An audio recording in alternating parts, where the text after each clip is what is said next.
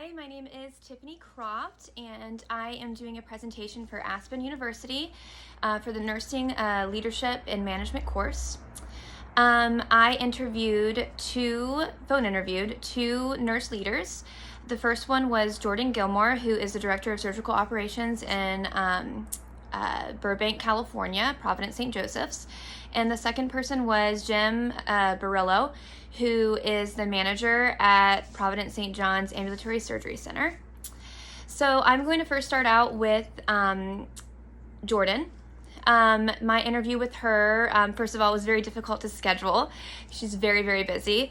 I got to see, whenever I scheduled on via email, it lets you see what is an available spot to have a meeting with her. And it was very slim pickings. She averaged about 4 to 6 meetings a day. And when I spoke with her, I asked if that was true, and she said that it was.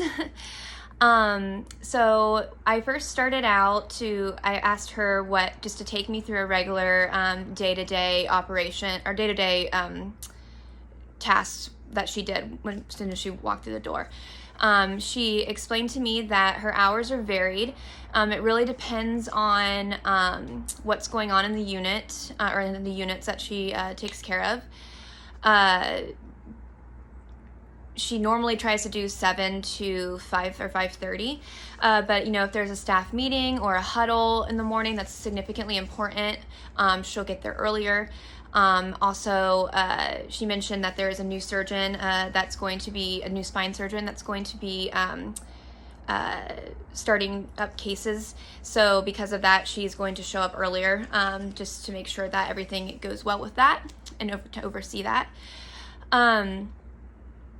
She said that she normally does productivity first for the day previously.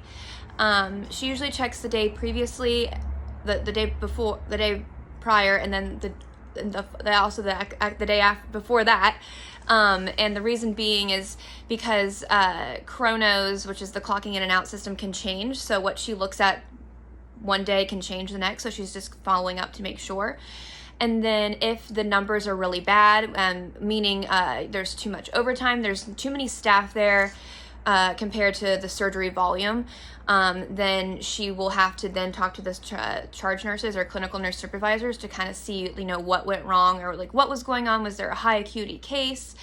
Because she has to directly answer to the COO and CNO and COO, who will be asking her those questions, so she needs to be ready to answer them.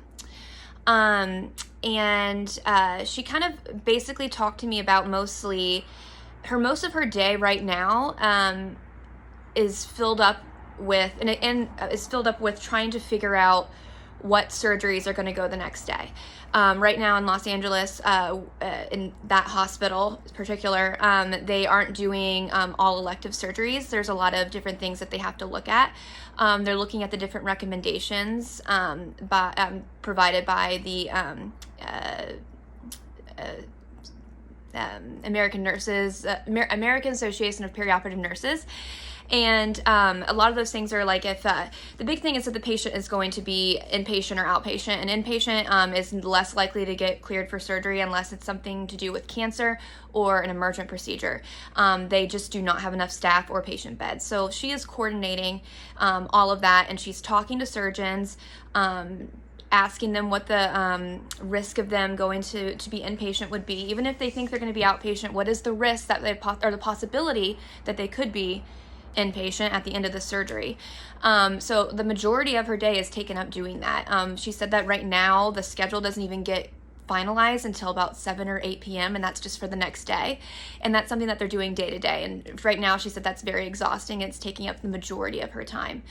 Then if I move along to Jim Barillo, he as well is, even though it's an ambulatory surgery center, they're doing elective cases, but they have to ensure that they have to look at the different variables of this surgery having a complication that could potentially make the patient come back to the hospital and potentially be inpatient or get admitted in some way.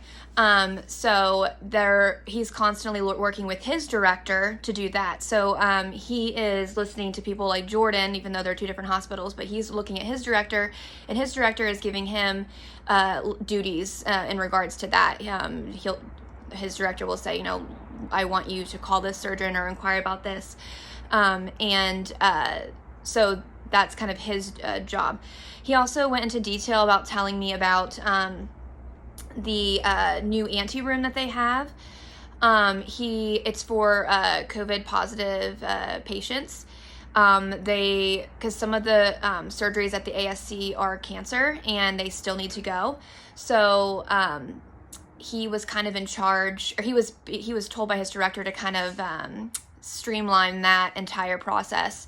And a lot of his day up until here recently has been taken up with trying to figure that whole process out. So he says that also his days are variable when it comes to hours. He tries to get there again 7 to 5 or 5:30, and that it can vary depending on any kind of things that are happening. He also says that he also explained to me how it is difficult. So he'll do 3 to 4 meetings a day and over via Zoom. But one of the things is he does have an open door policy, which I think is excellent. However, he explained how a lot of his day sometimes gets kind of, I don't want to use the word interrupted because it is an open door policy, but it's kind of taken, there's a lot of time that has to be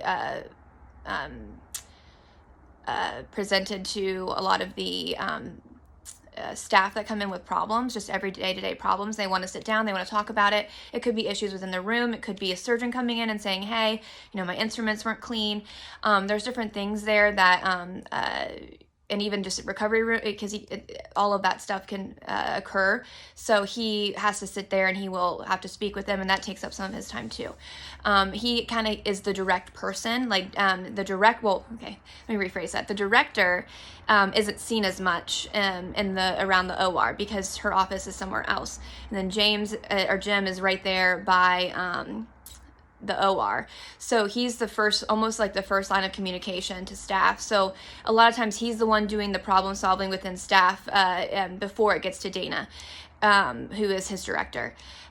So it was very interesting to listen to their day-to-day activities and just how chaotic, but also like a controlled chaos that they had. I thought that this project was incredibly useful, and even amidst the pandemic. But I really enjoyed it. And also, Jim is a newer manager, so it was interesting to see or to listen to his take on things, especially to become a manager in such a crazy time. So thank you for listening, and I hope you have a good day.